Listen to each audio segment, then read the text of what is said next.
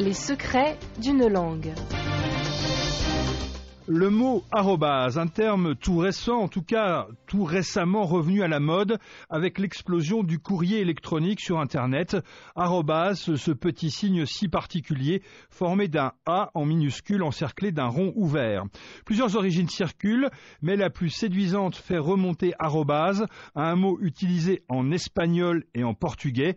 Il était d'usage plus ou moins courant dans le commerce international au Moyen-Âge et d'ailleurs jusqu'au début du XXe siècle pour parler d'une mesure, mais arrobase n'aurait en fait que transité par l'espagnol, puisqu'il viendrait du mot arabe aruba, c'est-à-dire le quart de quelque chose, dans l'expression qui nous intéresse ici, le quart d'une récolte, d'un troupeau ou d'une cargaison. Mais alors, comment expliquer que ce petit signe soit réapparu ces dernières années au beau milieu des adresses électroniques? Eh bien, tout simplement grâce à son inventeur, le Suédois Ray Tomlinson.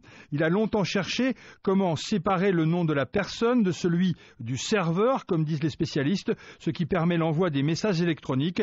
Et un jour, par hasard, son regard s'est porté sur le clavier de sa vieille machine à écrire mécanique, vieille parce qu'elle comportait encore ce petit signe d'arrobase qui ne servait plus à rien depuis longtemps. Le tour était joué et l'histoire était pliée. L'arrobase entrait par la grande porte dans l'alphabet de l'informatique.